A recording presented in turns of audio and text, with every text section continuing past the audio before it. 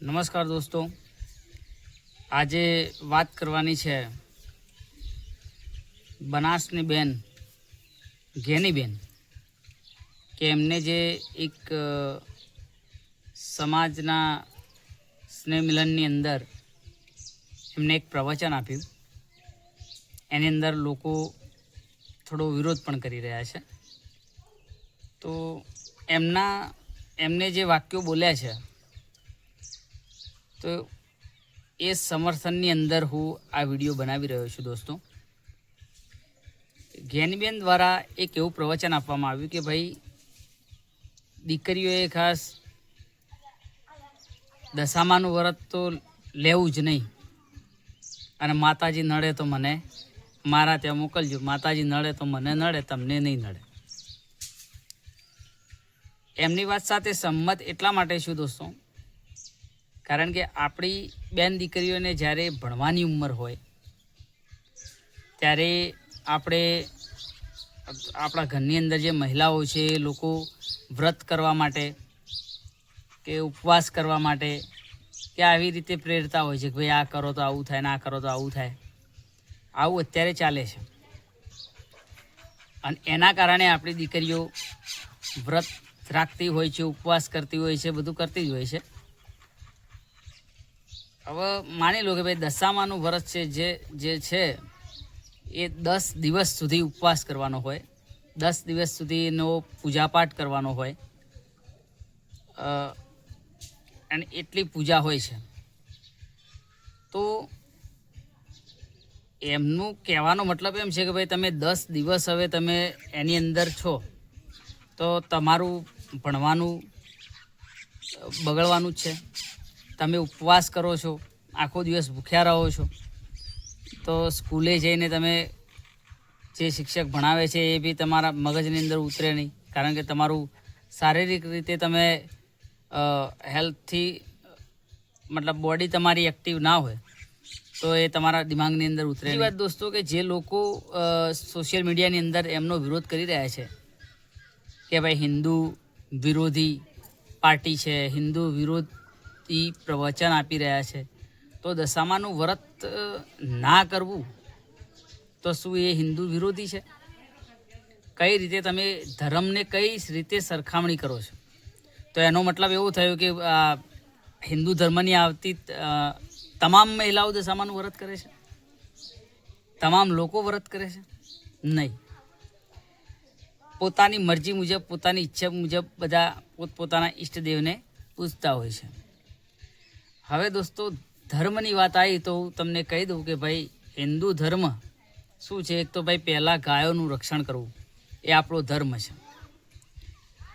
હવે ગાયોની વાત લઈ ગાયને રાષ્ટ્રમાતા જાહેર કરવી એ સૌ પ્રથમ જો સંસદની અંદર પણ જો કોઈને મુદ્દો ઉઠાવ્યો હોય ને તો એ એકમાત્ર સાંસદ, એ પણ આપણી ગુજરાતની મહિલા સાંસદ ઘેનીબેન ઠાકોરે ઉઠાવ્યો. અને એમના સમર્થનની અંદર ખુદ જે ધર્મના આચાર્ય છે એ લોકોએ પણ સમર્થન કર્યું છે. તો જે સોશિયલ મીડિયાના માધ્યમથી અને સોશિયલ મીડિયા જોઈને હિન્દુ ધર્મ શું છે, એની પરિભાષા શું છે એ સમજી વિચારીને બેઠા હોય તો દોસ્તો એ ખોટું છે. કારણ કે ધર્મનું રક્ષણ અને ધર્મનું પાલન કરવું કોઈ એક વસ્તુ નથી. અત્યારે ઘણી જગ્યાએ મંદિરો પણ આ સરકાર તોડી રહી છે, તો શું તમે એને હિન્દુ વિરોધી કહેશો ખરા? શું તમે એના વિરુદ્ધ અવાજ ઉઠાવશો? ગાયો મોસ્ટ ઓફ ઘણી કતલખાને જઈ રહી છે. આપણે કહીએ છીએ કતલખાને જઈ રહી છે તો સરકાર અત્યારે હિન્દુઓની સરકાર છે ભાઈ, તો કતલખાના જ બંધ કરાવો. તો આ જે નીચે આલી મુવાલી જે છે બધા એ ઓટોમેટિક બંધ થઈ જવાના છે, કોઈ લઈ જવાનું જ નથી. કતલખાના જ બંધ હોય તો પછી અહીંથી ગાયો કોણ લઈ જશે? કોઈ નહીં લઈ જાય. તો દોસ્તો, ઘેનીબેનના સમર્થનમાં એટલા માટે વિડીયો બનાવ્યો કે ભાઈ ખોટી ભ્રામક વાતોમાં ના આવવું. એમનો મુદ્દો સ્પષ્ટ છે અને સાચો છે. કે ભાઈ જે સમયે જે કરવાનું છે એ કરો. તમે ભણવાની ઉંમરે ભણો, પછી પૂજાપાઠ કરવાના ટાઈમે પૂજાપાઠ કરો. અને બીજો એક એમને મુદ્દો ઉઠાવ્યો કે ભાઈ કોઈ મેળાવડો હોય કે કોઈ પ્રસંગ હોય તો એની અંદર સમાજને એક સૂચન આપ્યું કે ભાઈ મહિલાઓને એકલા ના મોકલવા.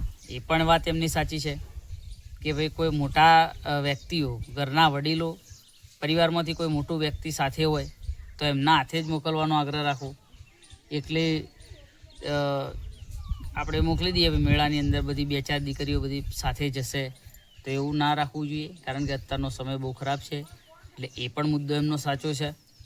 એટલે ખાસ કરીને જે સોશિયલ મીડિયામાં જે જ્ઞાનીબેન ઠાકોરનો વિરોધ કરી રહ્યા છે તમામ મિત્રોને હું સમજાવું છું કે ભાઈ એમને જે પ્રવચન આપ્યું એ આ પ્રમાણે આપ્યું છે કે ભાઈ એ વ્રત કરવાથી, અને માતાજી એવું કહેતા જ નથી કે તમે મારું ફરજિયાત વ્રત કરો. તમે દિલથી દર્શન કરી દેશો તો બી ચાલશે. વ્રત કરવું એટલું જરૂરી નથી. અને ભણવાની ઉંમર, અને મને ખ્યાલ છે મારા ગામની અંદર પણ ઘણી 9મા 10માની અંદર ભણતી દીકરીઓ, 10મા ધોરણમાં, 11-12 ધોરણની અંદર ભણતી દીકરીઓ વ્રત કરે છે. અને એ 10 થી 12 ઓછામાં ઓછા 15 દિવસ એની અંદર થઈ જતા હોય છે.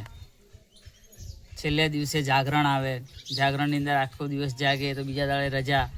આ બધું પ્રોસેસ હોય છે આખી. તો 15 દિવસ મતલબ અડધો મહિનો થયો. 15 દિવસ જો સારી એવી મહેનત કરે તો ગુજરાતી વ્યાકરણ અથવા તો બીજો કોઈ એક ભાગ તૈયાર થઈ જાય તો ગુજરાતની અંદર જે ભરતીઓ આવે છે, પોલીસની છે કે બીજી કોઈ અધર ભરતીઓ છે, તો એની અંદર આગળ જવા માટે સક્ષમ બનશે. એટલે એમનો જે મુદ્દો છે એ સ્પષ્ટ છે. ભલે આપણને કડવો લાગે, પરંતુ જે સમજુ વ્યક્તિઓ છે એ તો 100% એમને સમર્થન કરી જ રહ્યા છે. બસ બીજું વિશેષ ન કહેતા, બીજું કોઈ એવું પોઈન્ટ હશે તો આપની સમક્ષ જરૂર આવીશ. અસ્તુ. જય હિન્દ, જય ભારત.